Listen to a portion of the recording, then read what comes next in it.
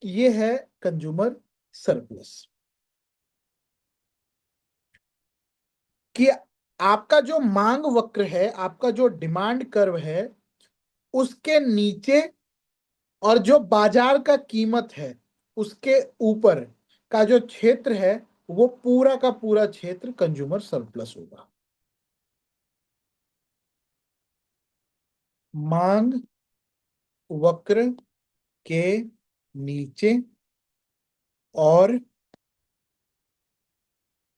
बाजार कीमत के ऊपर का पूरा एरिया। ठीक है, एरिया पूरा का पूरा, ये जो एरिया है ना, ये पूरा का पूरा कंज्यूमर सरप्लस का एरिया है। ठीक है,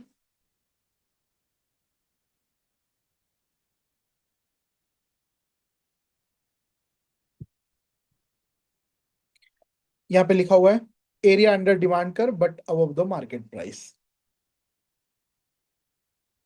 अब उसी तरह से अगर हम प्रोड्यूसर सरप्लस देखना चाहें तो ये हमारा प्रोड्यूसर सरप्लस है। ये सप्लाई कर्व है और ये मार्केट प्राइस है।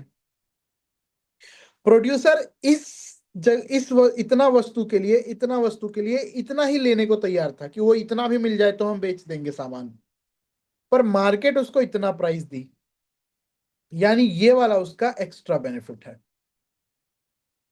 प्रोड्यूसर इस यूनिट के लिए इतना पे करने को तैयार था, इतना, पर उसको बाजार ने इतना दिया, तो वो ये इसका पूरा का पूरा एक्स्ट्रा बेनिफिट हो गया। उस हिसाब से अगर आप देखने जाएं तो ये वाला जो एरिया है,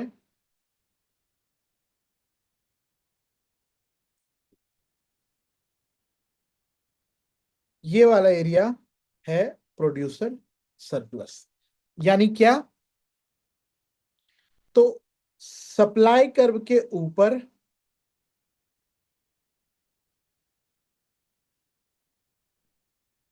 लेकिन बाजार कीमत के नीचे का पूरा एरिया, ये है प्रोड्यूसर सरप्लस। ठीक है, और प्रोड्यूसर सरप्लस का फॉर्मूला ये होता है कि जितना उसने प्राइस रिसीव्ड किया माइनस जितना उसने, वो जितना एक्सपेक्ट कर रहा था। आप कंज्यूमर सरप्लस और प्रोड्यूसर सरप्लस में यही अंतर देखेंगे। यहां पे लिया पहले है, बाद में उसका एक्सपेक्टेशन है। ध्यान से देखिएगा, न्यूमेरिकल एग्जांपल में यही काम आएगा। और कंज्यूमर सरप्लस में एक्सपेक्टेशन पहले था और दिया बाद में था। इसीलिए आपको जो फॉर्मूला आएगा कंज्यूमर सरप्लस और प्रोड्यूसर सरप्लस का, वो थोड़ा अलग अलग टाइप से दिखेगा। अब आते हैं बेसिक, जो आप लोग नहीं पढ़े हैं अभी तक। अब मान लीजिए कि कोई एक डिमांड कर्व है, जो भी हम लोग पढ़े, ये तो लीनियर डिमांड कर्व भी है, लाइन ही है, ये लाइन ही है। ठीक है, तो अगर लीनियर डिमांड कर्व है तो उसका कैलकुलेशन कैसे करेंगे? तो आप ध्यान से देखिए, अगर लीनियर डिमांड कर्व है तो क्या ये एक ट्रायंगल बन रहा है? क्या एक त्रिभुज बन रहा है? जी बिल्कुल बन रहा है। प्रोड्यूसर सरप्लस में भी ये एक ट्रायंगल बन रहा है। तो ट्रायंगल का एरिया निकालना हो तो फॉर्मूला क्या होता है? Half into base into height, 1/2 गुना आधार गुना ऊंचाई, यही होता है फॉर्मूला। अब अगर बेस की बात करें तो यहां पे बेस क्या है? तो यहां पे ये बेस है और ये ऊंचाई है। यानी बेस जब भी हम बात करेंगे तो हम ये देखेंगे कि वस्तु की कितनी मात्रा खरीदी गई है, और जब भी हम ऊंचाई देखेंगे, हाइट देखेंगे, तो हाइट में हम हमेशा कीमत देखेंगे, है ना? यानी हमारा जो बेस है वो इक्विलिब्रियम क्वांटिटी बताएगा, और हाइट हमारा क्या बताएगा कि हम कितना पे करने को तैयार थे और हमने कितना पे किया, उसके बीच का डिफरेंस। अगर आप इसको ओ ओरिजिन बोलें और इसको मान लीजिए ए बोलें, तो आप जीरो वस्तु के लिए भी ओ प्राइस देने को तैयार थे, पर आपको उसके लिए देना कितना पड़ा? ओपी। तो ये जो एपी एरिया है, यही तो आपका हाइट हो जाएगा ना, ये वाला पार्ट।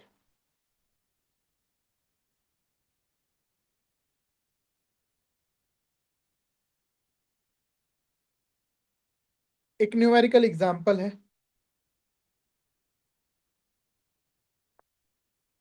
कि मान लीजिए P is equal to 100 - Q दिया हुआ है।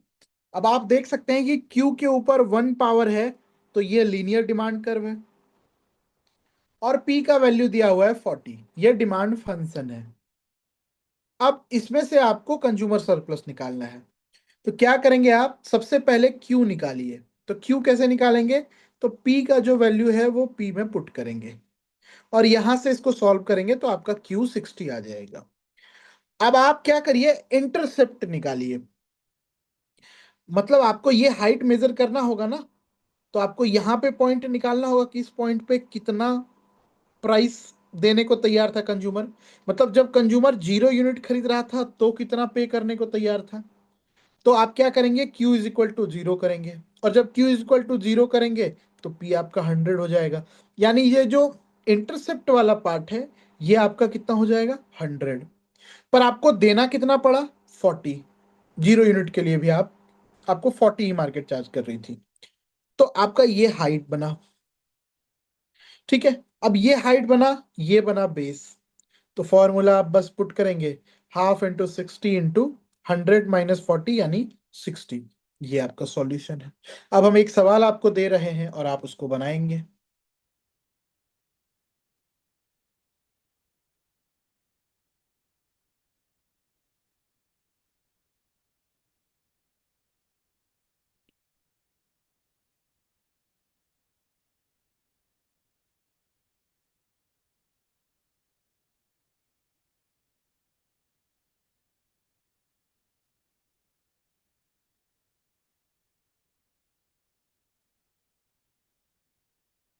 इसका consumer surplus P is equal to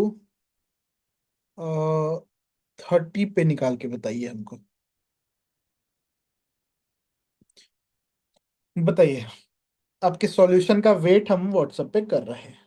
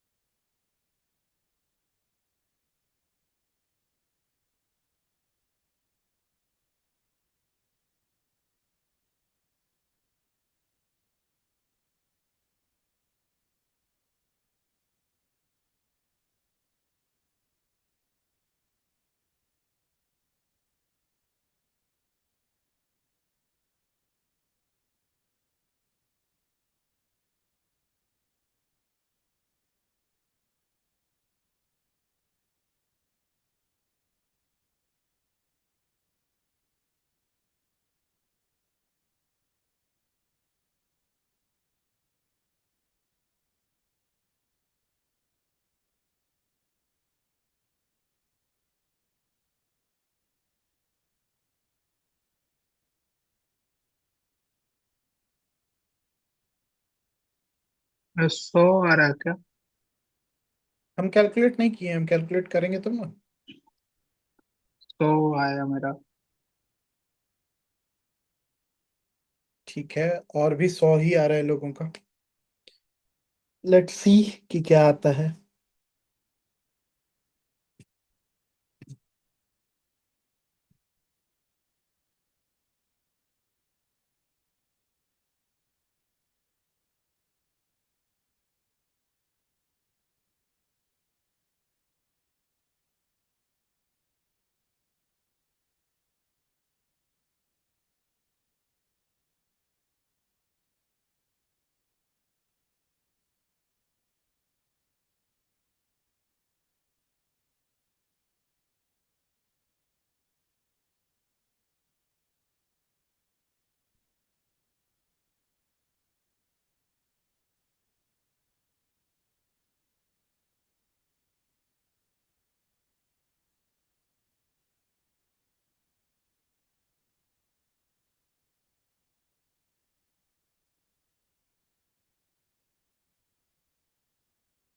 intercept क्या होगा?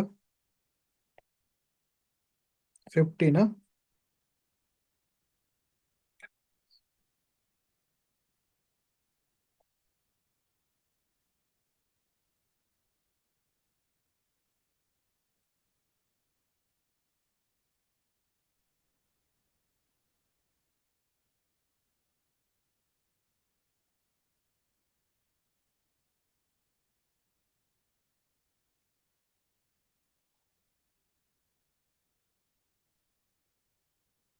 हाँ, 100 ही आएगा।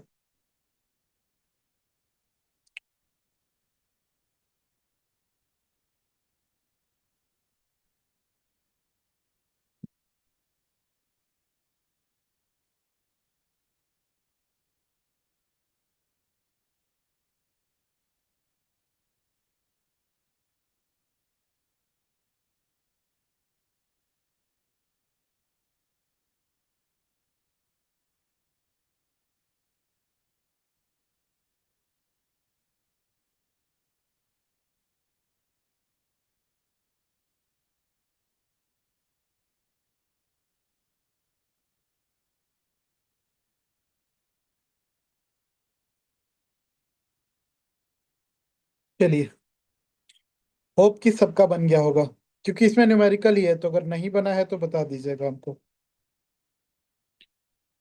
या कोई प्रॉब्लम है किन्हीं को तो वो भी बता दीजिए, फिर आगे बढ़े। क्योंकि नेट का जितना भी क्वेश्चन है सब करेंगे हम लोग।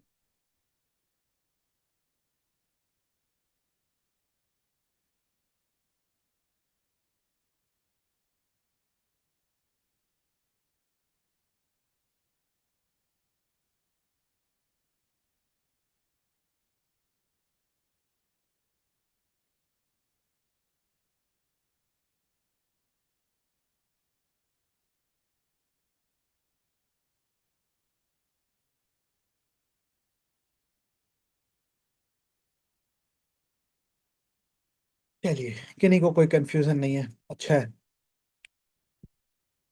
अब बात, ये तो इजी वाला है कि अगर लीनियर डिमांड कर्व आता है तो आप सॉल्व कर लेंगे, पर जब नॉन लीनियर डिमांड कर्व आएगा तब क्या होगा? ये एक क्वेश्चन है जो सीजी सेट 2024 का क्वेश्चन है। ये देख के ही आपको लग रहा है कि ये क्वाड्रेटिक इक्वेशन है ना? द्विघात समीकरण। इसको कैसे सॉल्व करेंगे? क्या आप में से कोई इसको ज्योमेट्री विधि से सॉल्व कर सकते हैं?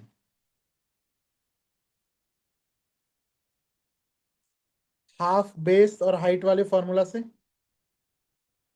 कोई भी?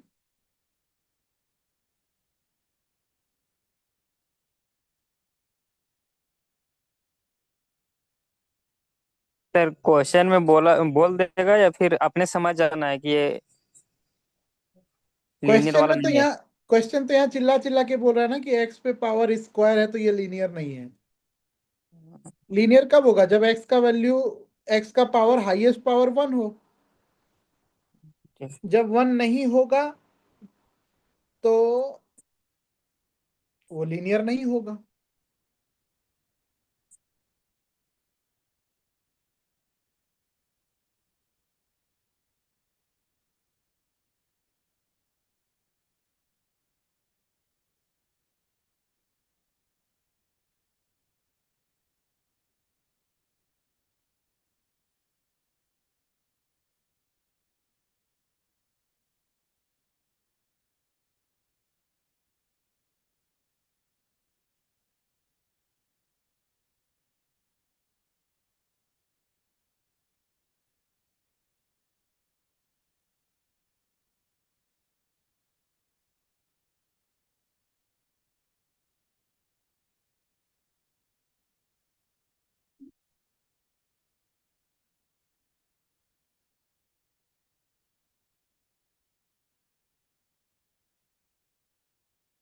कोई है जो ट्राई कर रहे हैं हाफ बेस से इसको?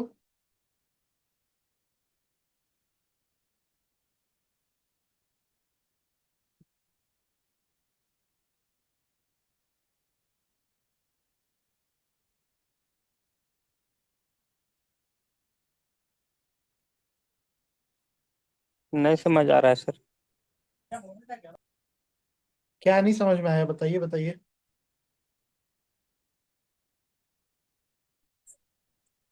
और ज्योमेट्री का क्या इसमें कैसे यूज करना?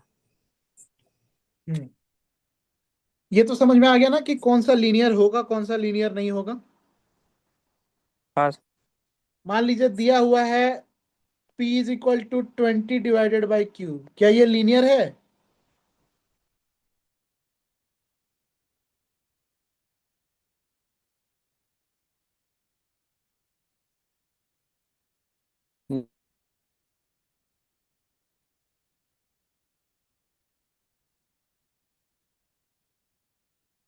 Q पे तो हाईएस्ट पावर 1 ही है ना।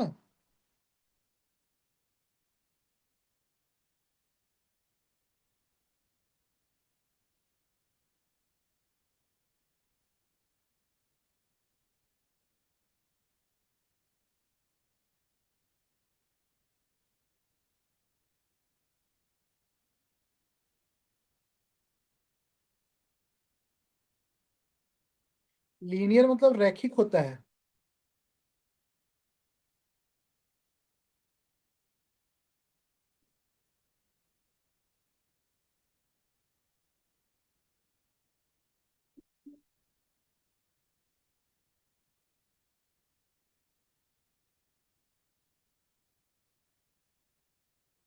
ये हम हटा देंगे रिकॉर्डिंग से काट छाट के, इसीलिए हम डिस्कस कर रहे हैं आप लोगों से।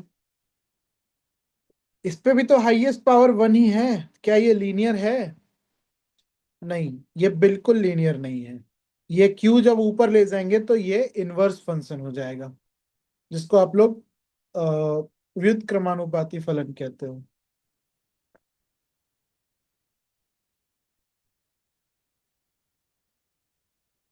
और जब भी आपका लीनियर डिमांड फंक्शन नहीं दिया हुआ होगा तो जो डिमांड कर्व बनेगा वो लाइन ही नहीं बनेगा। और जब लाइन नहीं बनेगा तो ये तो ट्रायंगल ही नहीं बन रहा। और जब ट्रायंगल ही नहीं बन रहा तो फिर आप ट्रायंगल का फॉर्मूला कैसे यूज करेंगे? तो जब लीनियर डिमांड फंक्शन नहीं होगा तो आपका ट्रायंगल वाला फॉर्मूला काम नहीं करेगा। क्यों? क्योंकि ये ट्रायंगल ही नहीं बनाएगा। समझ गए? और तब हम लोग यूज करते हैं ये इंटीग्रेशन का फॉर्मूला। आप में से किसी को इंटीग्रेशन आता है?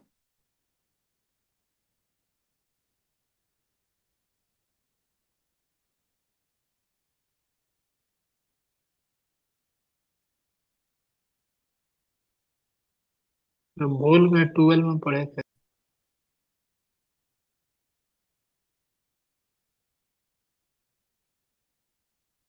ठीक है। पूरे इकोनॉमिक्स में आप लोगों के लेवल पे जितना इंटीग्रेशन पढ़ना है वो सिर्फ यही पढ़ना है, और इतना ही पढ़ना है। ठीक है। हम ये फॉर्मूला आगे दिखाएंगे भी कैसे आता है, पर ये फॉर्मूला है। आपको इसके प्रूफ से कोई लेना देना नहीं है, आपको ये आना चाहिए। इसको सॉल्व कैसे करेंगे वो आगे क्वेश्चन करेंगे तो बता देंगे। देखिए,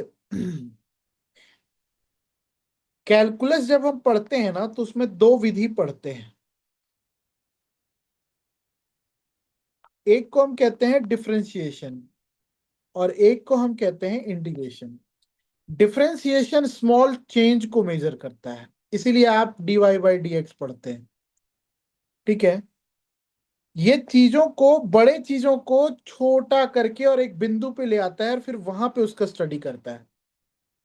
पर जो इंटीग्रेशन होता है ना, वो किसी भी प्रकार का कोई कर्व हो उसके अंडर का एरिया जो है ना वो मेजर करता है। इसको एरिया अंडर कर्व मेजर करने के लिए यूज करते हैं कि किसी भी वक्र के नीचे का जो क्षेत्र है उसको अगर निकालना है तो उसके लिए हम इंटीग्रेशन का यूज करते हैं। ठीक है। तो अभी हम लोग क्या सीखे थे कि कंज्यूमर सरप्लस क्या है? डिमांड कर्व के नीचे का एरिया और प्राइस के ऊपर का एरिया। तो वो एक पर्टिकुलर एरिया ही तो निकालना है। तो इसलिए हम जो है वो इंटीग्रेशन का यूज करते हैं। अब आती है बारी मैथमेटिकल डेरिवेशन का इसका। अब बस क्विकली समझ लीजिए, फिर हम लोग सीधे क्वेश्चन पे चलेंगे। मार्शल के हिसाब से कंज्यूमर सरप्लस क्या था? जो अभी तक पढ़े वो मार्शल का ही था सब कुछ, कि आप जितना विलिंगनेस टू पे आपका जितना है टोटल, उसमें से एक्चुअल खर्च को माइनस कर दीजिए कि आपने एक्चुअली कितना पे किया। आप टोटली कितना पे करने को तैयार थे और आपने एक्चुअली कितना पे किया, इन दोनों के बीच का जो डिफरेंस है वही कंज्यूमर सरप्लस है। अब समझिए एग्जांपल के थ्रू, कि मान लीजिए कोई एक कंज्यूमर है जो 3 यूनिट ही खरीदता है किसी एक वस्तु का। यूनिट वन पहला, जिसमें वो 100 रुपए देने को तैयार था। यूनिट टू, जिसमें वो 80 रुपए देने को तैयार था। यूनिट थर्ड, जिसमें वो 60 रुपए देने को तैयार था। तो वो टोटल 3 यूनिट के लिए कितना पैसा देने को तैयार था? तो 100 + 80 + 60, 240। अब मान लीजिए कि बाजार में कीमत 40 है,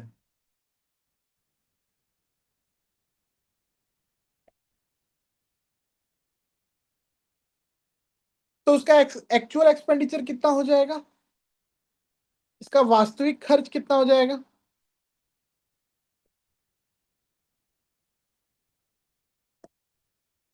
पहला वस्तु पे 40 रुपए, दूसरे वस्तु पे 40 रुपए, तीसरे वस्तु पे 40 रुपए, 3 वस्तु खरीदा, 3 यूनिट खरीदा, तो 40 रुपए के रेट से 3 यूनिट खरीदा तो 120 रुपए। अब वो कितना पे करने को तैयार था तीनों यूनिट के लिए? 240। 240, 120 पे बचा। पे कितना किया? 120, तो कंज्यूमर सरप्लस कितना हुआ? 120। तो ये वाला पार्ट जो है ना, टोटल विलिंगनेस टू पे, इसको टोटल यूटिलिटी भी कहते हैं, क्योंकि इससे जितना यूटिलिटी मिला, इससे जितना मिला, इससे जितना मिला, इसी को तो जोड़ेंगे तो टोटल बनेगा ना। तो ये टोटल यूटिलिटी है, और ये एक्सपेंडिचर तो जानते ही हैं कि P इंटू क्यू होता है। ये वाला पार्ट भी आपका वही है, ये टोटल यूटिलिटी कुल विलिंगनेस टू पे बताता है, और ये आपका एक्चुअल एक्सपेंडिचर बताता है कि आप कितना पे करने को तैयार थे और आपने कितना पे किया है। और ये बताता है उस कर्व का एरिया मेजर करना है बस। और इस फॉर्मूला का प्रूफ हम आपको नहीं बता रहे, क्योंकि आपके एग्जाम के लिए वो किसी भी काम का नहीं है। कोई रिटर्न एग्जाम देना हो तो बताइएगा। अब जो सवाल था, जिसमें हम आपको बोले कि ये सवाल बना के दिखाइए, तो एक सवाल हम आपको करके दिखा रहे हैं, आगे आप लोग को खुद करना है। तो स्टेप्स क्या है इसको सॉल्व करने के? तो पहला स्टेप, सबसे पहले यहां से मार्केट प्राइस निकालिए। तो मार्केट प्राइस आप कैसे निकालेंगे? तो उसके लिए आप क्या करेंगे, जो क्यू का वैल्यू दिया हुआ है वो यहां पे पुट करेंगे, तो मार्केट प्राइस निकल जाएगा कि नहीं निकलेगा? निकल जाएगा, क्योंकि पी का ही ये फंक्शन दिया हुआ है। तो आप इस क्यू जहां जहां है वहां वहां 3 पुट कीजिए, तो आप उसको पुट करेंगे तो प्राइस आएगा आपका 20 रुपए। ये है मार्केट प्राइस।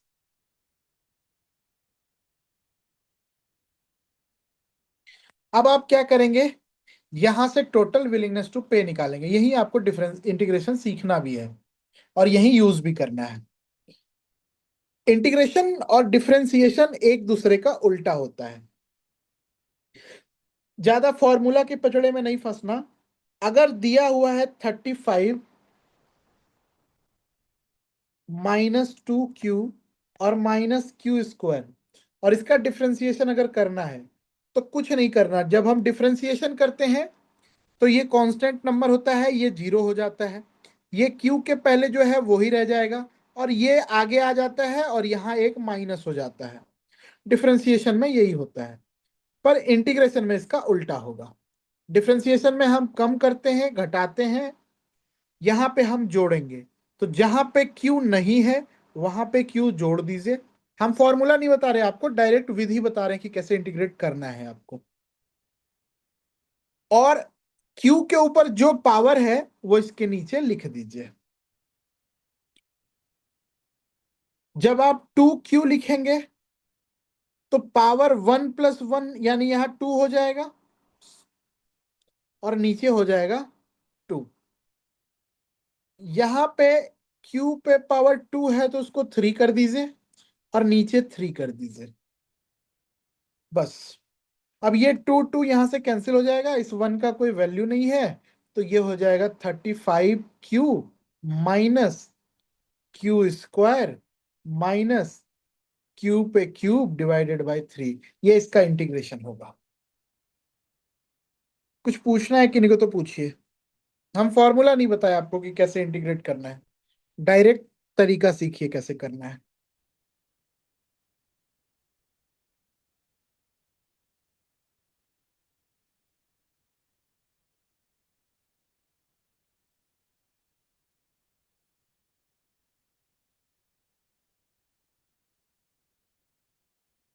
कोई प्रॉब्लम है?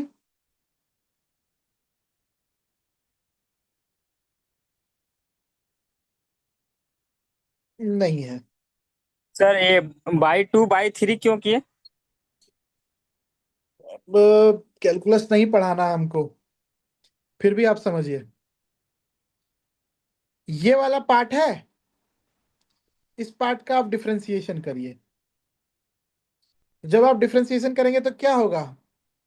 मान लीजिए, ये मान लीजिए है P, तो D P by D Q करेंगे तो क्या होगा? ये क्यू के आगे जो है वही आ जाएगा, हाँ। और यहाँ क्या हो जाएगा? ये 2 आगे आके क्यू पे 2 - 1 हो जाएगा, यानी 1 पावर हो जाएगा, यानी कोई पावर नहीं रहेगा। और ये क्या होगा? ये 3 आगे आएगा, और ये थ्री कैंसिल आउट हो जाएगा, और यहाँ पे 3 - 1 यानी 2 हो जाएगा, तो यहाँ पे हो जाएगा Q2। क्या देखिए, इस चीज का हम डिफरेंशिएशन किए तो यही चीज आया। तो डिफरेंशिएशन और इंटीग्रेशन एक दूसरे का उल्टा होता है। जब भी किसी इक्वेशन का इंटीग्रेशन करेंगे और जो सॉल्यूशन आएगा उसका डिफरेंशिएशन कर देंगे तो वही चीज आ जाएगा।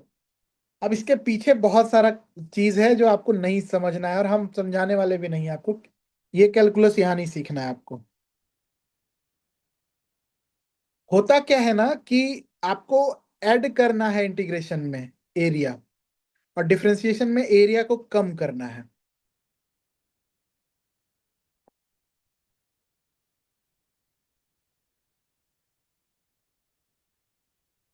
प्रोसेस समझ में आया कैसे करना है वो बताइए। फॉर्मूला ऐसे क्यों आया वो मैथमेटिकल प्रूफ नहीं पढ़ना है आपको।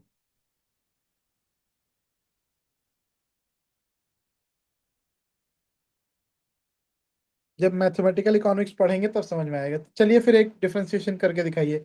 सिमिलर सा सवाल दे रहे हैं हम, 1 सेकंड रुकिएगा, हम आपको नेट का ही सवाल दे रहे हैं। 1 मिनट खोलने दीजिए हमको क्वेश्चन पेपर। मतलब एक इक्वेशन दे रहे हैं, आपको सिर्फ इंटीग्रेशन करना है।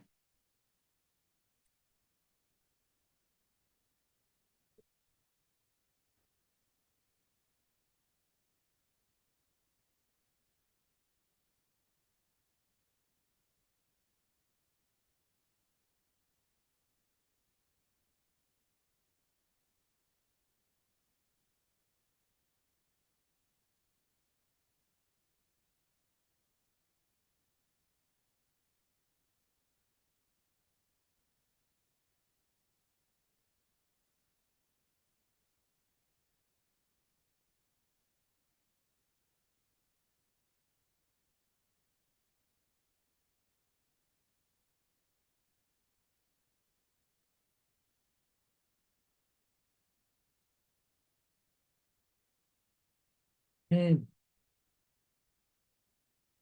ये है क्वेश्चन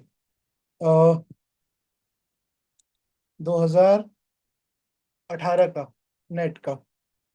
27 - 3x - x²। इसका इंटीग्रेशन करिए। यही प्रोसेस करना है आपको सिर्फ।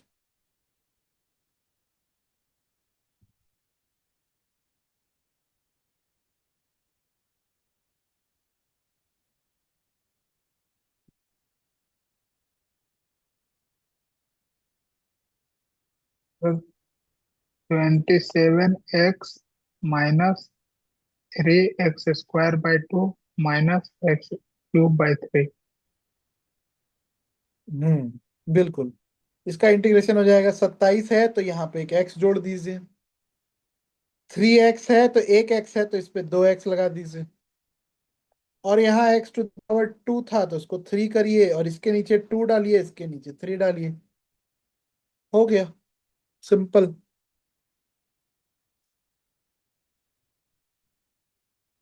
यहाँ पे भी x = 3 दिया हुआ है, नेट वाले सवाल में भी x = 3 दिया हुआ है, तो मतलब सिमिलर क्वेश्चन है।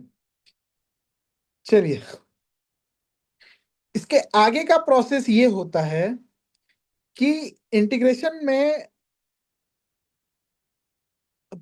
कैसे आपको इंटीग्रेशन पढ़ाएं हम एक सेकंड में।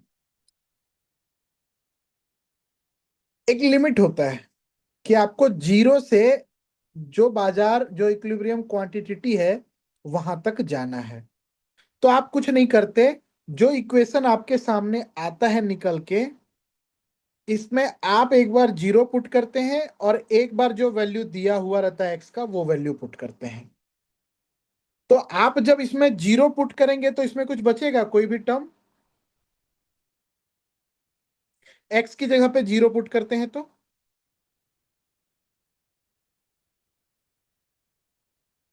सब जीरो हो जाएगा। सारा जीरो हो जाएगा, तो जीरो पुट करके लिखने का कोई मतलब ही नहीं बनता। आगे सिखाएंगे जीरो पुट करना। देखिए, हम सिर्फ प्रोसेस बता रहे हैं कि कैसे आपको सॉल्व करना है। आपको थ्योरी पढ़ना है पूरा मैथमेटिकल इकोनॉमिक्स, तो वो अलग से पढ़ना है। जीरो अगर इसमें डालें, इसमें डालें, इसमें डालें, तो इसका पूरा कहानी खत्म हो जाएगा। तो मेरा काम है सिर्फ 3 डाल के और सॉल्यूशन निकाल लेना। तो आप q = 3 पे सॉल्व करिए इसको। तो जहां जहां q है वहां वहां 3 डालिए, सॉल्व करने पे आपका टीयू आ गया 87। अब आपके पास देखिए क्या क्या है, q है, p भी है आपके पास, टीयू भी है आपके पास, क्या खुल गया, टीयू भी है आपके पास। अब आपको सिर्फ निकालना है एक्चुअल एक्सपेंडिचर, जो फॉर्मूला में चाहिए, P × Q। ये नोट जो इसके साथ लगा हुआ है वो बता रहा है मार्केट प्राइस है, और ये मार्केट क्वांटिटी इक्विलिब्रियम वाला है, यानी इक्विलिब्रियम प्राइस और इक्विलिब्रियम क्वांटिटी। तो कितना हो जाएगा, 20 रुपए के रेट से आपने 3 यूनिट खरीदा तो 60 रुपए। समझ में आया ना यहाँ तक? अब आपको जो जो चाहिए कंज्यूमर सरप्लस के लिए वो ये है। हम अलग अलग स्टेप करके दिखाए हैं, यही सवाल हम एक साथ बना के आपको दिखाते हैं। टीयू ये, ठीक है। अब 87 में 60 घटाएंगे तो बचेगा 27। इसका आंसर कितना हो जाएगा, 27। अब आइए करते हैं ये नेट वाला सवाल पहले।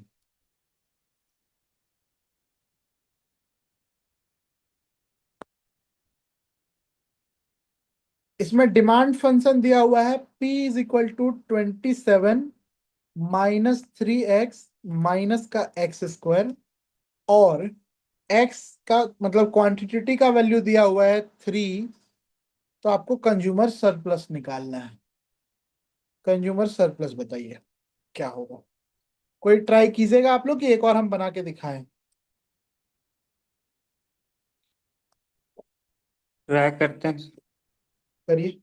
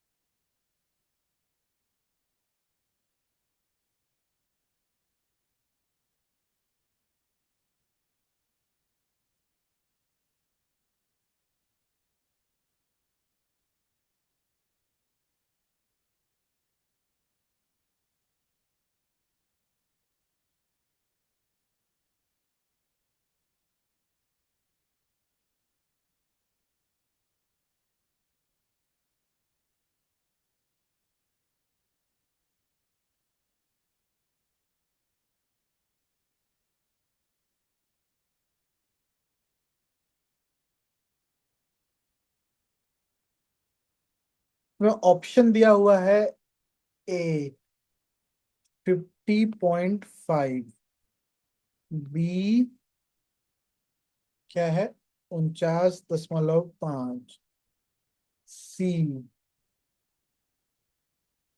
31.5 और डी 32.5। ये दिसंबर 2018 का क्वेश्चन है नेट का।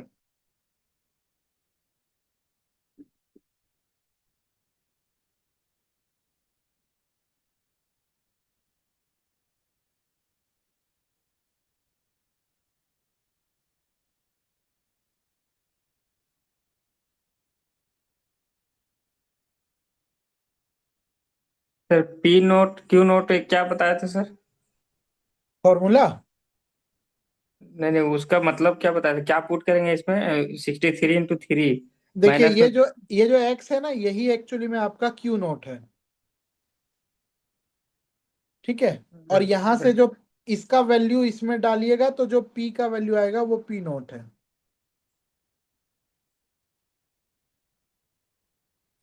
और फिर 0 to Q0 बोलिए या एक्स बोलिए, और फिर जो आपका फंक्शन है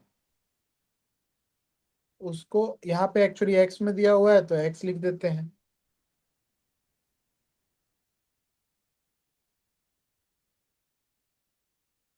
और कोई बात नहीं है, क्यू के जगह पे एक्स लिखा हुआ है। यह है कंज्यूमर सरप्लस का फॉर्मूला। आप एक साथ सॉल्व कर सकते हैं, अलग अलग निकालने की भी जरूरत नहीं है।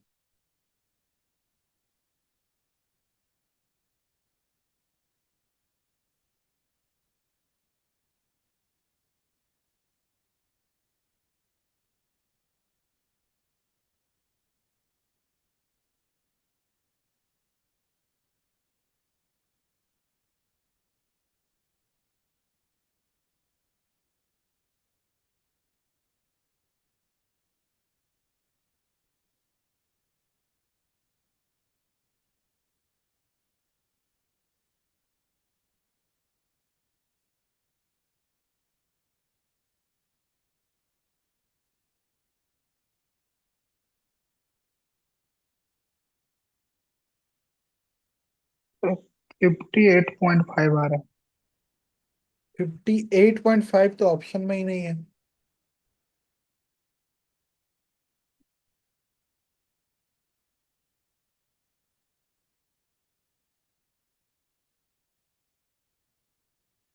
एक हमको बनाने दीजिए, आगे आप लोग बनाइएगा।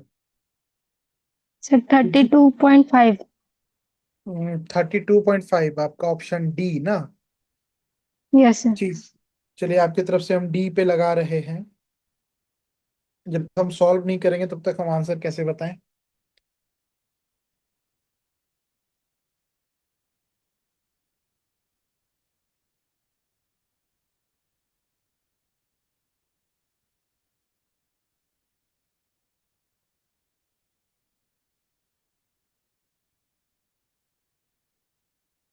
Okay, let me try. सबसे पहले पी का वैल्यू निकाल लीजिए, जिसको P0 बोल रहे हैं। सर तो अगर 31। सर 31.5 आएगा, हम माइनस करना भूल गए थे लास्ट। अच्छा, आपके हिसाब से 31.5 आ रहा है। 27 - 3 × 3 - 3 का स्क्वायर, ये हो जाएगा 27 - 9 - 9। तो ये हो जाएगा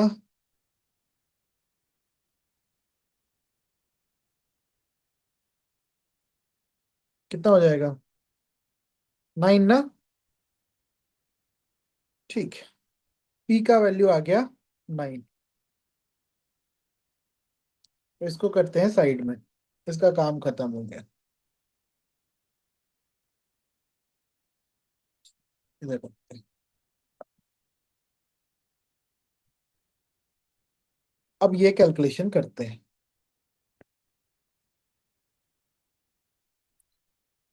27 माइनस 3x माइनस x का स्क्वायर और dx माइनस p आया हमारा 9 और x दिया हुआ है 3।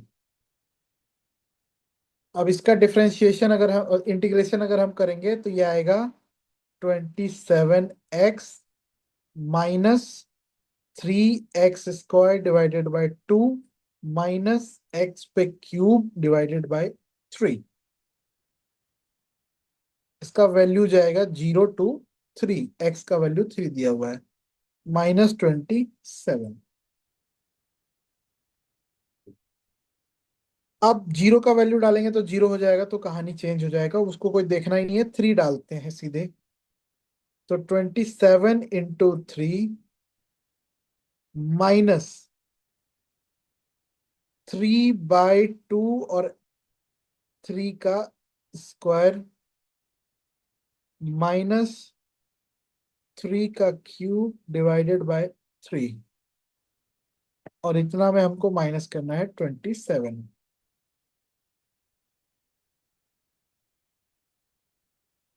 ये कितना हो जाएगा?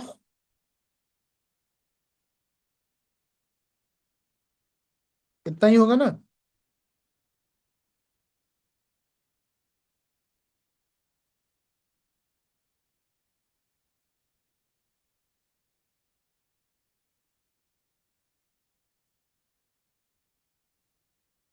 तो 27/3 उसमें, 27/3। थर्ड में। अच्छा हाँ, तो वैसे भी 9 हो जाएगा।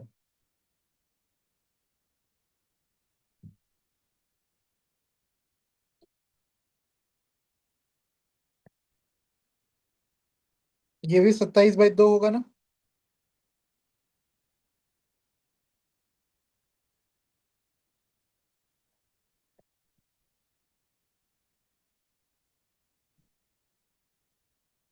ये कितना आया आप लोगों का?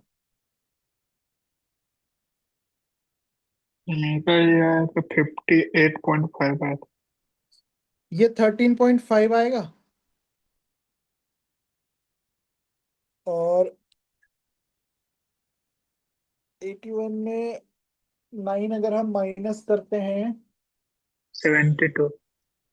तो 72, और 72 में अगर हम 13.5 माइनस करते हैं तो 17.1 में अगर 13 गया तो तकरीबन तकरीबन 58 होगा ना? 58.5. 58.5 होगा ना? Yes sir. 58.5 माइनस 27 कितना हो जाएगा? 31.5। 31.5. 1.5। ये होगा इसका फाइनल आंसर।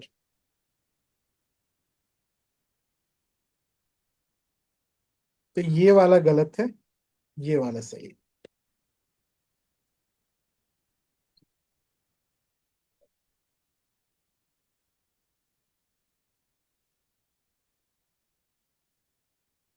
आया समझ में?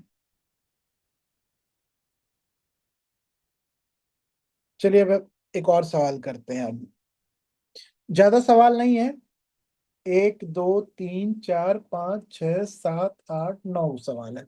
9 में से हम लोग 2 3 4 कर चुके हैं, 5 सवाल और मान लीजिए ना करना है हमें। क्वेश्चन में दिया हुआ है, ये इजी है, d is equal to 10 - 2p। या एक काम करिए, जो बनाए थे उसी तरह का एक और बना लीजिए, हम खुद से ही कुछ दे रहे हैं आपको। मान लीजिए p is equal to 35 minus 2x minus x², और x का वैल्यू 3 ही रहने दीजिए। अब CS निकाल के बताइए हमको। ये आपके सामने खुला हुआ है ये क्वेश्चन।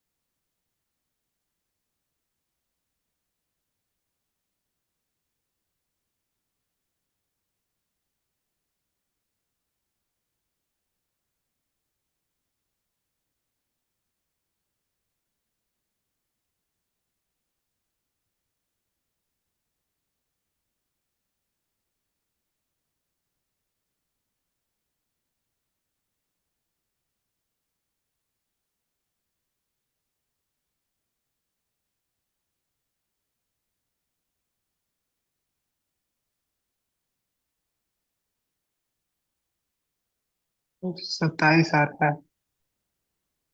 कितना आंसर आया इसका? है, 27 आ 27। रहा है। ठीक है, और किन्हीं का कोई आंसर आया?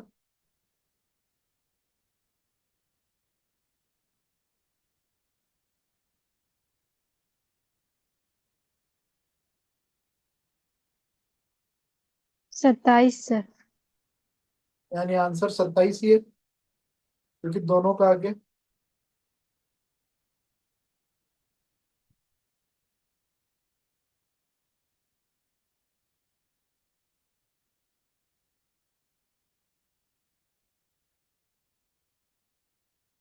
पी का वैल्यू क्या होगा यहाँ पे? 20। 35 - 2 × 3 - 9, ये हो जाएगा 20। ठीक। अब सी एस लगाते हैं, तो ये हो जाएगा इंटीग्रेशन 0 to 3 ना,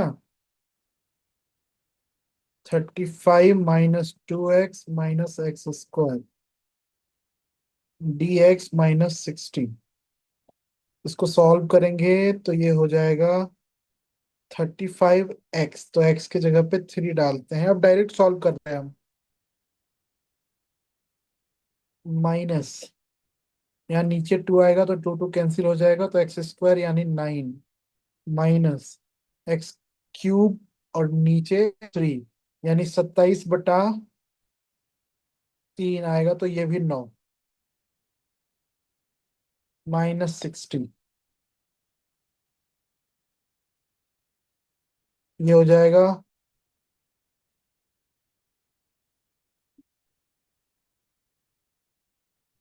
105 -18 -60, 27। ठीक, 27 ही होगा। अब चार अलग अलग प्रकार का क्वेश्चन है, उसके बाद सारा सवाल खत्म हो जाएगा सीएस का, सीएस पीएस दोनों का। और उसके पहले एक प्रोड्यूसर सरप्लस निकालना सीखते हैं हम लोग, क्योंकि हम बोले थे कंज्यूमर सरप्लस और प्रोड्यूसर सरप्लस का फॉर्मूला में डिफरेंस आ जाएगा। इस बार दो डिमांड फंक्शन दिया हुआ है, P D is equal to 20 - 5x और P S is equal to 4x + 8। तो यहां से क्वेश्चन में पूछ रहा है प्रोड्यूसर सरप्लस बताइए। हम आपसे कह रहे हैं कि कंज्यूमर सरप्लस भी बताइए और टोटल सरप्लस भी बताइए। ये सवाल है आपका 2018, दिसंबर 2018 नेट का।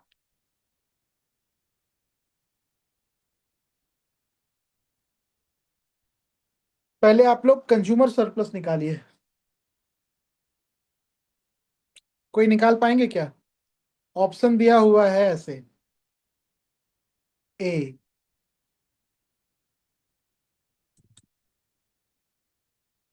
31/9, बी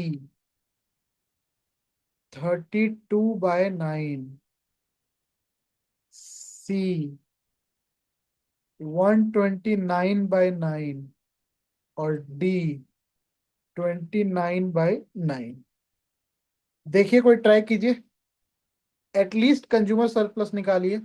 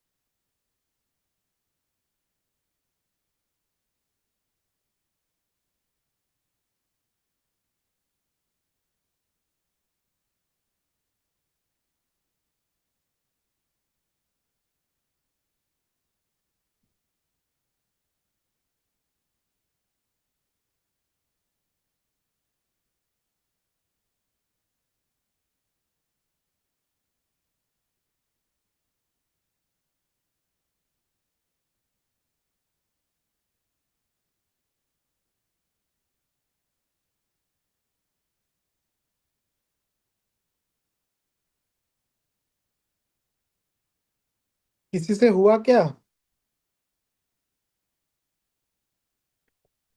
4.3 आ रहा है, यानी कि 40/9। 40/9? हम्म। अरे ऐसा आंसर लाइए ना जो ऑप्शन में दिया हो।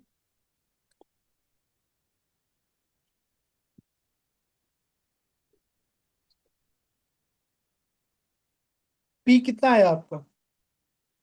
तो पी आया 40/3। पी आया 40/3 और एक्स कितना आया? वो 4/3। 4/3 आया। इंटीग्रेशन लगाए हैं। हम्म। ये तो लीनियर डिमांड कर्व है। तो फटाक। अच्छा, तो बस एक इक्वेट बस कर दिया तब। हाँ तो इक्वेट करके पी क्यू आप पी और एक्स निकाल लिए। पर कंज्यूमर हम्म। सरप्लस निकालने के लिए, प्रोड्यूसर सरप्लस निकालने के लिए लीनियर डिमांड फंक्शन में सबसे आसान विधि है ग्राफिकल विधि। पर आप इंटीग्रेशन लगाए हैं तो पहले इंटीग्रेशन सही सॉल्व किया जाए। देखिए ये है डिमांड फंक्शन और ये है सप्लाई फंक्शन। इस क्वेश्चन में पी और एक्स नहीं दिया हुआ है, तो आपको पी और एक्स दोनों निकालना होगा, यानी इक्विलिब्रियम प्राइस और इक्विलिब्रियम क्वांटिटी दोनों निकालना है।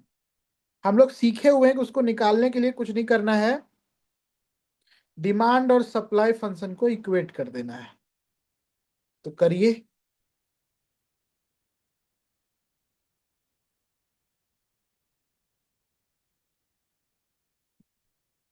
यहां से हो जाएगा 9x divided by, sorry, equal to कितना हो जाएगा? 12 ना? जी, 4/3। 4/3 हो जाएगा। अब ये x का वैल्यू आसान वाले समीकरण में डालिए।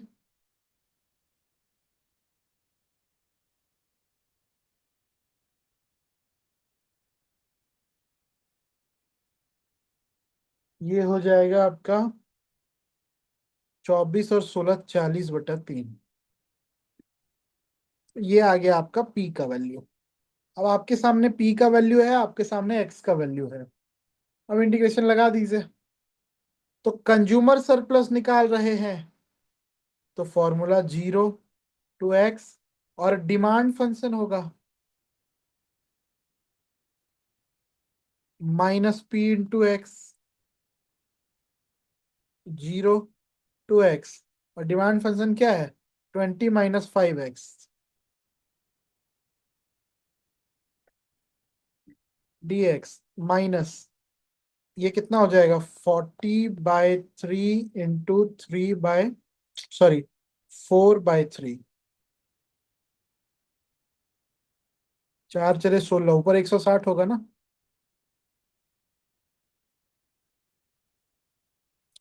ये हो जाएगा 20x माइनस का 5x² divided by 2, 0 to x का वैल्यू कितना आया है? 4/3 -160/9। यहाँ पे x का वैल्यू अगर हम 4/3 पुट करें,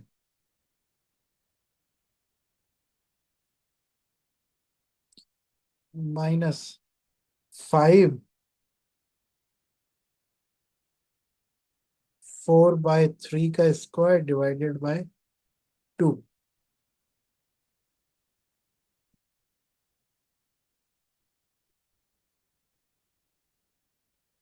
ये हो जाएगा 20 क्यों, इसको 80 करते हैं ना, -5 × 16/9 इंटू 1/2, यही होगा ना?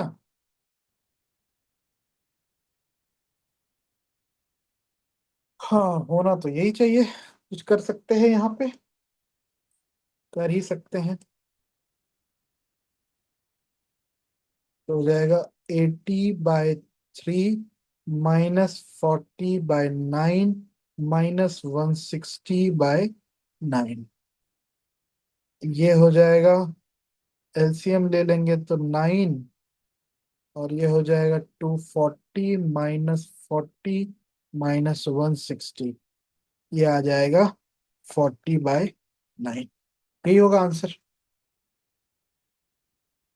सर यही है। यही है ना? जी। ठीक। ऑप्शन में 40/9 नहीं है ना? नहीं।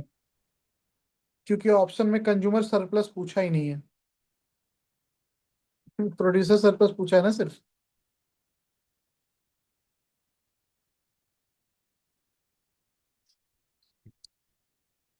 अब प्रोड्यूसर सरप्लस का फॉर्मूला आप लोग लिख लीजिए कहीं पे। आपको बताए थे कंज्यूमर सरप्लस और प्रोड्यूसर सरप्लस में उल्टा हो जाता है। उसमें एक्सपेक्टेशन पहले होता है, रियल बाद में। इसमें रियल पहले और एक्सपेक्टेशन बाद में। तो आपका रियल एक्सपेंडिचर जो है वो पहले, और एक्सपेक्टेशन जो है वो बाद में। सप्लाई फंक्शन और डीएस।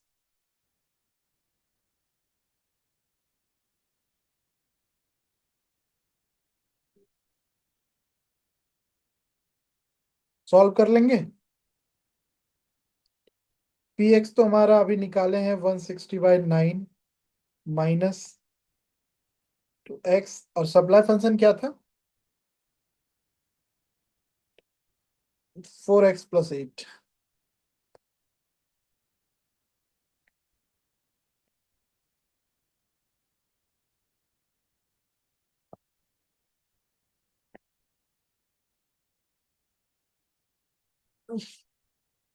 सॉल्व कर लीजिएगा इसको।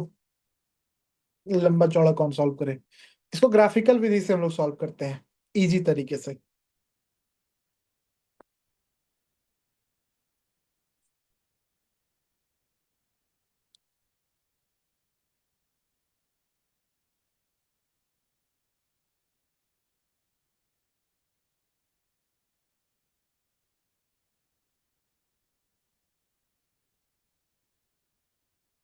यहाँ पे क्वांटिटी है, यहाँ पे प्राइस है, यहाँ पे सप्लाई कर्व है, यहाँ पे डिमांड कर्व है, और ये हमारा इक्विलिब्रियम प्राइस है। पी अभी हम लोग निकाले थे 40/3 आया था, और क्यू हम लोग निकाले थे 4/3 आया था, मतलब एक्स हम लोग निकाले थे। ये जीरो। ग्राफिकल मेथड में हम लोग क्या सीखे थे? पहले इंटरसेप्ट निकालना है। तो सप्लाई फंक्शन क्या है हमारा? 4x + 8। और डिमांड फंक्शन क्या है हमारा? 20 - 5x। तो अगर यहाँ पे x का वैल्यू 0 कर दें तो डिमांड का जो इंटरसेप्ट है वो 20 आ जाएगा। यहाँ पे x का वैल्यू 0 कर दें तो सप्लाई का इंटरसेप्ट 8 आ जाएगा। अब आप जानते हैं बेस ये है, और प्रोड्यूसर सरप्लस के लिए हाइट ये है, और कंज्यूमर सरप्लस के लिए हाइट ये। तो बस क्वेश्चन में पूछा है प्रोड्यूसर सरप्लस, तो पहले प्रोड्यूसर सरप्लस निकालते हैं। तो हाफ इंटू बेस इंटू क्या? हाइट ना। तो हाइट कितना हो जाएगा? 40/3 -8। दो बार में तो 2/3।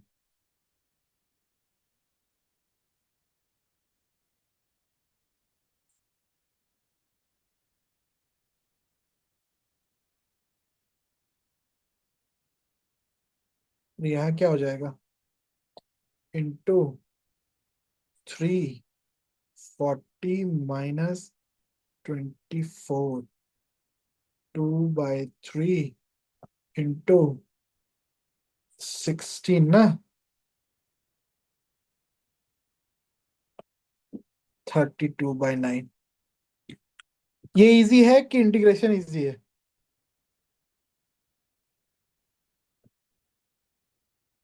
Thirty two by nine. Consumer surplus क्या होगा इसमें?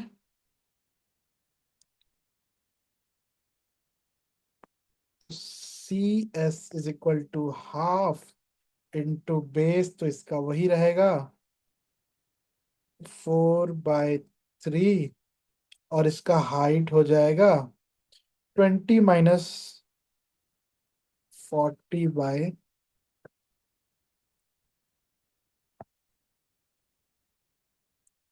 ये फिर से कट जाएगा, तो 2/3 इंटू 3, 60 - 40, 2/3 इंटू 20/3, 40/9। यही आया था इंटीग्रेशन में भी हम लोग का। Total surplus is equal to consumer surplus plus producer surplus. Consumer surplus है हमारा 32/9, सॉरी, प्रोड्यूसर सरप्लस 32/9, और ये है 40/9। ये हो जाएगा 9, और ये हो जाएगा 72। 8 हो गया। कोई दिक्कत है कि नहीं को?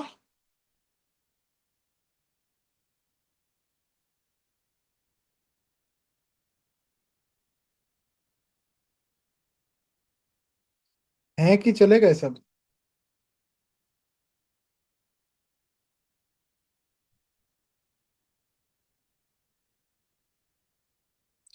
ये दोनों ही विधि से हम लोग सॉल्व कर लिए, इसको आगे सॉल्व कर लीजिएगा।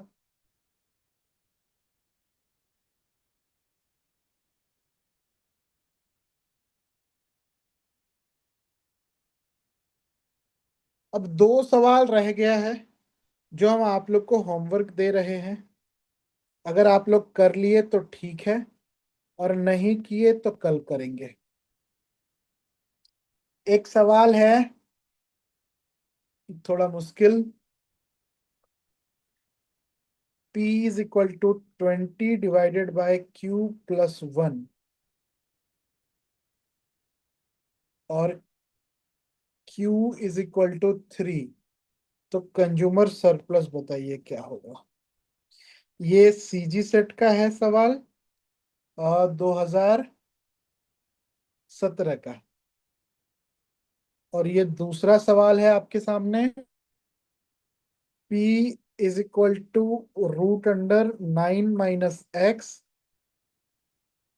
और X इज इक्वल टू 5, तो कंज्यूमर सरप्लस बताइए। ये नेट का सवाल है। कौन से ईयर का है? जून 2025 का। ये 2 सवाल आप लोग होमवर्क करिए। ये पीडीएफ भेज दे रहे हैं आप लोगों को।